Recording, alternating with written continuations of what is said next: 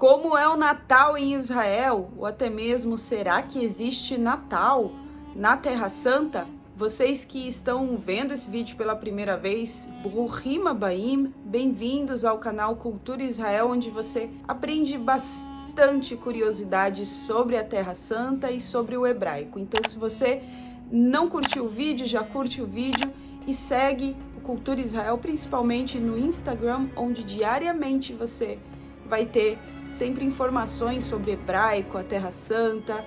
Então vamos lá, será que existe o Natal, ou como ele é comemorado na Terra Santa? Como é que se fala Natal em hebraico? Natal em hebraico se diz Chag Mulad. Chag é festa, comemoração. Mulad vem de Leidá, que é nascimento. Então é a festa do nascimento. Vocês que já acompanham Cultura Israel há um tempo, sabem que o povo judeu, em sua maioria, não acredita em Jesus, não o tem como Messias ou como alguém importante na sua própria história. Israel é um país, na sua maioria, judaico, ou seja, mais de 80% da população é uma população judia. Então, nós podemos responder essa pergunta, se comemora o Natal, é que sim, só que em alguns lugares por pequenos grupos. Mas, assim, no país, dia 24, dia 25, não é feriado, ou seja, as pessoas estão trabalhando normalmente.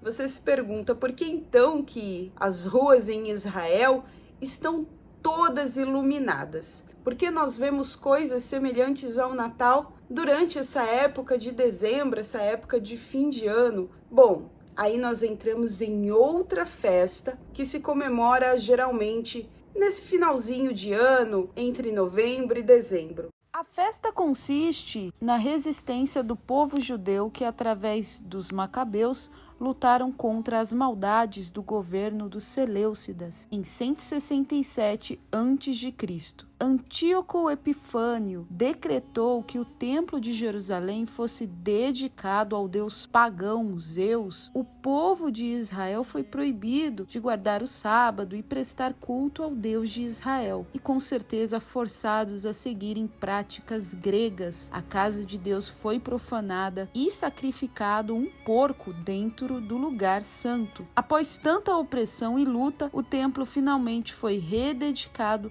ao Deus de Israel por um pequeno grupo de revoltados que tomaram o controle de Jerusalém, liderados por Judas Macabeu. E um milagre marca essa história. Dentro do santo lugar havia a menorá, ou candelabro, que deveria estar aceso continuamente. Os sacerdotes somente tinham azeite para manter o fogo aceso por um dia, mas milagrosamente a chama ficou acesa por mais 8 dias, totalizando 9 dias de luz. Por isso foi criada a Hanukkah, que parece um candelabro, mas a diferença é que ela tem 9 braços e não 7, representando o dia que foi aceso, mais os 8 dias de milagre. Poucos sabem, mas Jesus, Yeshua, participou de uma festa de Hanukkah em Jerusalém. Celebrava-se a festa da dedicação em Jerusalém. Era inverno e Jesus estava no templo caminhando pelo pórtico de Salomão. Agora eu quero chamar a sua atenção para um versículo bíblico muito conhecido, uma parábola de Yeshua, de Jesus, quando ele disse que nós não devemos acender uma lâmpada, acender luzes e colocar embaixo de um móvel, embaixo de uma mesa. Ela deve estar exposta para iluminar toda a casa, todo o ambiente. Então, assim, a nossa luz, ela deve brilhar diante de todos. Jesus ele orientava as pessoas de acordo com a cultura da época, de acordo com a vida que aquelas pessoas viviam. Então, em hebraico, esse versículo específico, quando se fala de lâmpada acesa, se fala de menorá. Menorá é aquele utensílio que estava lá dentro do tabernáculo, posteriormente dentro do templo, que era aceso pelos sacerdotes e a sua chama nunca podia estar apagada. Esse fogo sempre representou o Espírito de Deus, o Espírito Santo. Jesus disse: não pode se colocar embaixo da mesa, embaixo de um móvel, ela deve estar exposta. Isso, gente, faz menção, sabe ao quê?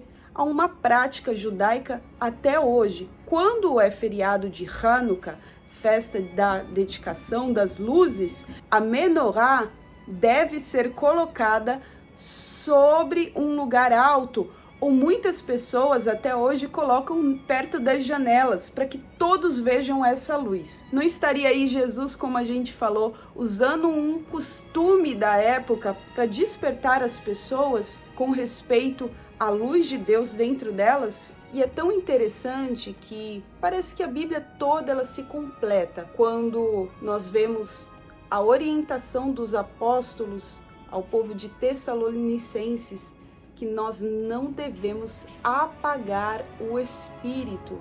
Não apagueis o Espírito, ou seja, não apaguem a luz, a presença de Deus dentro de vocês. Nós vemos que no texto é usado a palavra não apague, ou seja, o verbo apagar, porque o Espírito Santo sempre foi simbolizado por um fogo, uma chama. Então você vê o verbo apagar em hebraico realmente está igualzinho o texto. Voltando ao Natal, em hebraico Hag Mulad, existe uma pergunta que fica no ar. Será que Jesus, Yeshua, nasceu mesmo no dia 25 de dezembro? Bom, a verdade é que a Bíblia não fala a data, mas nos deixa algumas pistas. E se a gente olhar para a cultura da época, se lermos os versículos com um olhar entendendo a cultura da época, as tradições, a gente consegue mais ou menos ter noção, pelo menos da temporada, perto de que estação ele nasceu. Hoje em dia, na Terra Santa, dezembro é um mês frio, chuvoso. Até mesmo naquele versículo que vimos anteriormente sobre a festa da dedicação, que era inverno, ou seja, indica que essa época do ano é inverno. Só que quando é anunciado o nascimento de Jesus, estavam pastores no campo e uma estrela brilhava muito forte e apareceu um anjo a esses pastores que estavam apacentando as suas ovelhas no campo e anunciou a eles que um menino nasceu, que o Salvador havia nascido, o rei. Só que existe um detalhe muito interessante sobre pastores estarem apacentando ovelhas nessa época do ano. Isso não é feito no inverno. E algo ainda que derruba essa hipótese de Jesus ter nascido em uma época de inverno é a vinda dos magos, dos reis magos, de uma terra tão distante. Existe um versículo na Bíblia que diz assim, que a vossa fuga não se dê no inverno. Por que será que fala sobre o inverno, que você não precise fugir durante o inverno? A verdade é que quando é inverno em Israel, até os dias de hoje, alguns lugares até nevam, outros é muita chuva que acontece. Tanto é assim que até mesmo os desertos, caminhos no deserto são abertos, caminhos de água, onde as pessoas antigamente passavam para poder fazer a sua peregrinação, elas não passam mais, porque criou-se um caminho para o rio. Não é como hoje em dia que tem estradas, então você não depende muito do clima para poder fazer longas viagens, mas naquela época você sim dependia do clima para poder pegar sua família, seus animais, seus pertences e fazer uma longa viagem de dias ou de meses, porque os caminhos tradicionais que você já conhecia, muitos deles se transformavam em rios. Mas longe de trazer para você uma discussão, uma confusão, o importante é que o que você aprende aqui no canal do Cultura Israel, entender a cultura por detrás, palavras em hebraico, mas a todos vocês, seja quem observe o Hanukkah, seja quem observe o Natal, que você possa sempre manter acesa a chama da fé dentro de você e passar um bom momento com toda a sua família. Então, a todos que ficaram aqui, Leitraot, até a próxima!